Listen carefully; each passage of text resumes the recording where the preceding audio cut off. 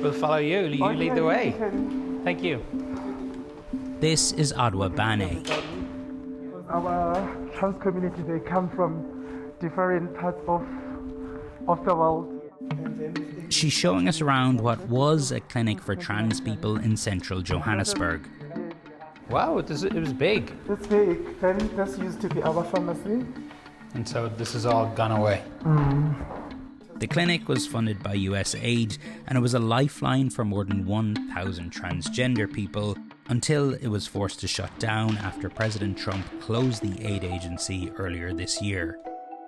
As soon as Trump was inaugurated, basically, as soon as he came back into office, within like a week, he just decided that he wants nothing to do, more especially with LGBTQI plus people, and more especially, he said transgender community.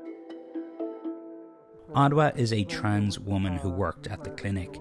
She's also HIV positive and depended on the clinic for care. I saw, as you were telling us, about this being the waiting area and everything, you were smiling. This place means a lot to you. Yeah, it meant a lot, even with my community as well, because that's where they would feel like they are at a safe space. What's your biggest worry now? My biggest worry, I would say, is that my community is gonna die. The South African government has stepped in to try to fill the gap in care for people living with HIV that was created when USAID shut down. But stigma against LGBTQ people is still getting in the way of care. Hi, everybody. If you go to the government clinics, there's a lot of gossiping. Especially if you are gay, or if you are trans, or if you are gay. Believe me, you won't survive. This is Tiny. He's been living with HIV for 14 years, and for care he relied on Engage Men's Clinic, a USAID-funded clinic that was run by an organisation called OUT. I was very disappointed about what Donald Trump did. My biggest fear is for now, so many people, they're in danger. And I'm scared that so many people can die without medication. You mentioned when the USAID cuts were made, you were given a few months of medication. What happens to somebody like you if you stop taking the medication? You'll die. Steve Mjende helped run Engage Men's Health Clinic. Today he is helping these men get access to medication at a government hospital. The South African government is saying that nobody should be turned away from clinics, government hospitals, everything like that, but clearly they are if they're gay or trans or in the LGBT community. It's one thing to give a financial aid towards helping people to get back into care. It's a completely other thing to provide a safe space for people to actually feel comfortable coming in, feel comfortable disclosing everything that is affecting their health and their risk status. The clinic you were running with the USAID was helping 6,000 people. Precisely. Of those 6,000 people, I mean, how many are you actively engaging with right now? It's. Yeah, that's a little bit of a difficult one. At the moment, we've only been able to link about 50 people back into care. We don't really have a mandate yet for PrEP, as well as STIs, which was always a very big way to get people into care.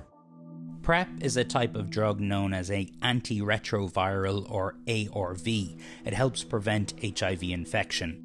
It was widely available at clinics before the USAID cuts, but without it there are now fears there could be a massive uptick in the number of HIV cases. And so it kind of really drew a picture of just going back in time to when HIV and AIDS was still unknown about. It was all of a sudden like you go from one day, everybody accessing healthcare, living great lives. Just within like a week or two, that script completely flips. USAID was set up under President John F. Kennedy in the 1960s, and the US has long been a leading force in the fight against AIDS. And to meet a severe and urgent crisis abroad tonight, I propose the Emergency Plan for AIDS Relief, a work of mercy beyond all current international efforts to help the people of Africa. USAID provided support for LGBTQ people around the world, like in Africa where homosexuality is illegal in 32 countries. But this was all taken away under Trump's cuts. We've taken a huge step backwards right now. Dr. Chloe Schwenke worked with USAID for decades. We basically just said those people don't matter. And I take it personally. Chloe, you don't matter. And my friends in Africa who are LGBTQI don't matter. Under President Obama, Dr. Schwenke became the first openly trans person appointed to work at USAID.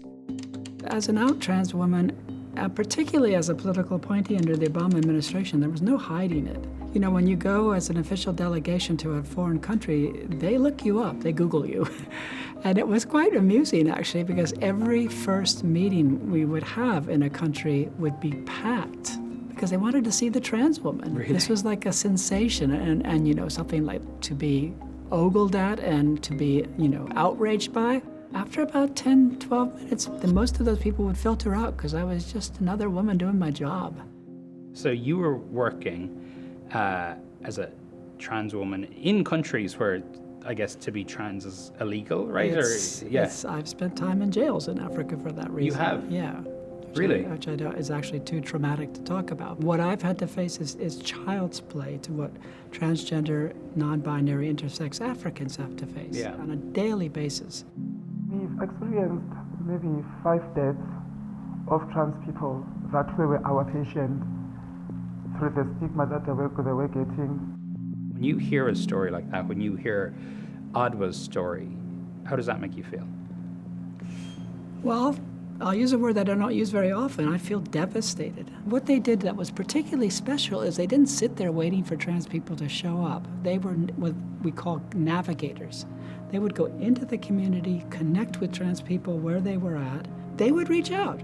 They would make it so that they heard about this safe space. You can come here. You can get the health care that you need. USAID was a force for good. A force for good that no longer exists. I'm guessing you and the people who would come here were very thankful to the United States, to USAID for helping provide these services. Yes. They were very happy. America was so influential, so powerful, and taking the world forward. So to suddenly cut it is firstly a disservice to all of the years' work that has been done to establish these aids. And I see what I guess was a USAID sign advertising services is now just been reduced to a tablecloth. Once it was a flag flying high, actually a proud call for people to come on through. And well, now the reality is what it is. My message to Donald Trump and Mr. Trump, please, you must have mercy. Please help us. Please just give us medication. We still want to survive.